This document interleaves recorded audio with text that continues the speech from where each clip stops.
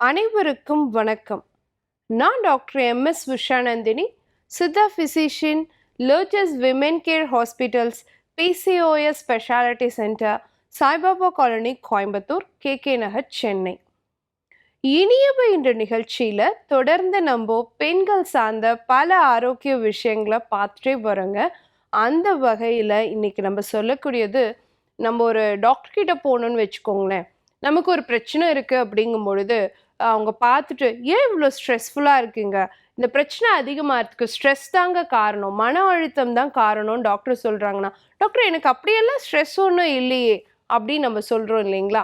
So அப்போது நீங்கள் ஸ்ட்ரெஸ்ஸில் தான் இருக்கீங்களா, உங்களுக்கு மன அழுத்தம் இருக்கா அப்படிங்கிறத தெரிஞ்சுக்கிறதுக்கான அறிகுறிகள் என்ன, மன அழுத்தத்தை குறைக்கிறதுக்கான வழிமுறைகள் என்ன அப்படிங்கிறத பற்றி எல்லாம் தான் இன்னைக்கு நிகழ்ச்சியில் நம்ம பார்க்க போகிறோம்.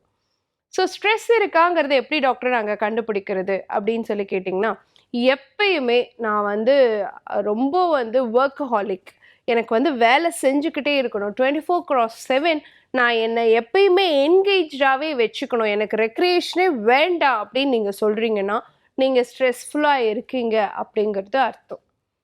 ரெண்டாவது விஷயம், எனக்கு ஓய்வு எடுக்கவே நேரமே இல்லை அப்படின்னு நீங்கள் சொல்கிறீங்க அப்படின்னு சொன்னாலும் கண்டிப்பாக நீங்கள் ஸ்ட்ரெஸ்ஸில் இருக்கீங்க அப்படிங்கிறது அர்த்தம். இப்போ காலையில் பிரேக்ஃபாஸ்டே வேண்டாம், ஸ்கிப் பண்ணிட்டு போகிறீங்க, எனக்கு பசிக்கவே இல்லை அப்படின்னு சொல்கிறீங்கன்னா நீங்கள் ஸ்ட்ரெஸ்ஸில் இருக்கீங்க, மன அழுத்தத்தில் இருக்கீங்க அப்படிங்கிறது அர்த்தம். சமீப காலமாக அடிக்கடி ஸ்வீட் சாப்பிடணும்னு தோணுது, அடிக்கடி ஐஸ்கிரீம் சாப்பிடணும்னு தோணுது, நிறைய ஸ்நாக்ஸ் சாப்பிடணும்னு தோணுது அப்படின்னு சொன்னால் நீங்கள் ஸ்ட்ரெஸ்ஸில் இருக்கீங்க அப்படிங்கிறது அர்த்தம். மார்னிங் பிரேக்ஃபாஸ்ட்டுக்கு பதிலாக எனக்கு நிறையாலாம் வேணாம், ஜஸ்ட் ஒரே ஒரு காஃபி மட்டும் குடிச்சிட்டு போனால் போதும் அப்படின்னு உங்களுக்கு தோணுது அப்படின்னு சொன்னால் கண்டிப்பாக நீங்கள் மன அழுத்தத்தில் இருக்கீங்க அப்படிங்கிறது அர்த்தம். இரவு தூங்கிட்டு இருக்கும் பொழுது திடீர்னு ஒரு 2 மணி போல் முழிப்பு வந்துடுது, நல்லா ரொம்ப ஃப்ரெஷ்ஷாக இருக்குது, ஒரு 4 மணி வரைக்கும் தூக்கமே வரல, அதுக்கப்புறம் நல்ல தூக்கம் வருது அப்படின்னு சொன்னால் கண்டிப்பாக நீங்கள் ஸ்ட்ரெஸ்ஸில் இருக்கீங்க அப்படிங்கிறது அர்த்தம். என்னை சுற்றி இருக்கவங்க எல்லாம் எப்பயுமே ஹாப்பியாக இருக்கணும், அவங்களுக்கு ஏதாவது நான் பண்ணிக்கிட்டே இருக்கணும் அப்படின்னு நீங்கள் நினைக்கிறீங்க அப்படின்னு சொன்னாலும் நீங்கள் ஸ்ட்ரெஸ்ஸில் இருக்கீங்கங்கிறதாங்க அர்த்தம். ஏன் இந்த மாதிரி மனநிலை, அதாவது உங்களால் சந்தோஷத்தை அனுபவிக்க முடியாத ஒரு மனநிலை, அதே சமயம் சந்தோஷமே எனக்கு கிடைக்கல அப்படிங்கிற ஒரு மனநிலை, இந்த ரெண்டுமே ஸ்ட்ரெஸ் சார்ந்த விஷயங்கள் தான். ஸோ நம்மளால திருப்தி அடைய முடியல, எனக்கு ஒரு விஷயம் எனக்கு சந்தோஷத்தை தர மாட்டேங்குது, எல்லாத்துக்கும் சந்தோஷத்தை தர ஒரு விஷயம் எனக்கு ஏன் சந்தோஷத்தை தர மாட்டேங்குது அப்படின்னு அர்த்தம். என்ன காரணம்னா நமக்கு மன அழுத்தம் இருக்குது, ஸ்ட்ரெஸ் இருக்குது அப்படிங்கிறதா காரணம். இதுக்கான ஹார்மோன் என்ன தெரியுங்களா? கார்டிசால் அப்படிங்கிற ஹார்மோன் தான். ஸோ நம்மளை திருப்தி அடைய வைக்கிற, நம்மளை சந்தோஷப்படுத்துகிற, நம்ம மூடை எலிவேட் பண்ணுற, நம்மளை ஹாப்பியாக வச்சுக்கிற ஹார்மோன் நிறைய இருக்குது. அதில் இந்த கார்டிசோலோடைய அளவு கூட குறைய இருக்கும் பொழுது இந்த மன அழுத்தம் ஸ்ட்ரெஸ் சார்ந்த விஷயம் அதிகமாக இருக்க வாய்ப்பு இருக்குது. ஸோ இந்த கார்டிசால் அளவை சீர்படுத்திக்கிறதுக்கான உணவு முறை என்ன அப்படின்னு சொல்லி பார்த்தீங்கன்னா, ஸோ உலர்ந்த திராட்சை ட்ரை கிரேப்ஸ் எடுத்து வச்சுக்கிட்டு ஒரு 15லேருந்து 20 எடுத்து காலையில் நல்லா வாஷ் பண்ணிவிட்டு தண்ணியில் ஊற போட்டுருங்க. சாயந்தர நேரம் அதை நல்லா ஸ்மாஷ் பண்ணிவிட்டு ஹீட் பண்ணி ஒரு டீ மாதிரி குடிச்சிடுங்க.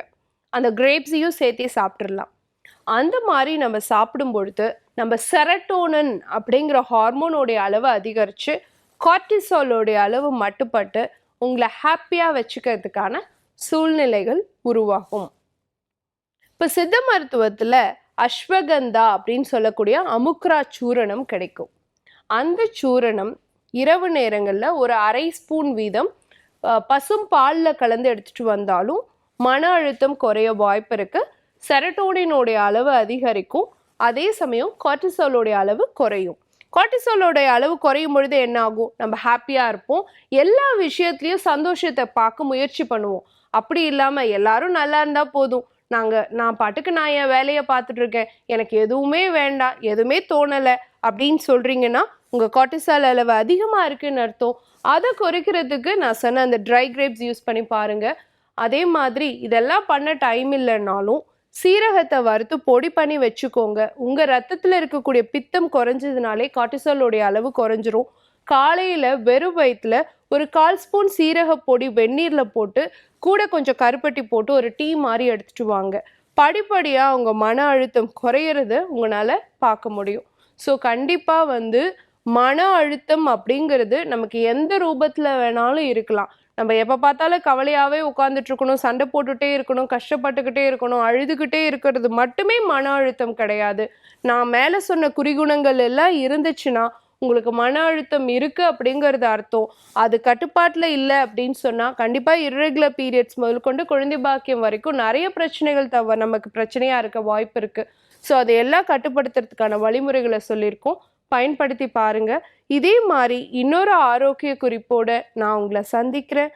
இயற்கையோடு இணைவோம், ஆரோக்கியமாக இருப்போம், ஆனந்தமாக வாழ்வோம். நன்றி, வணக்கம்.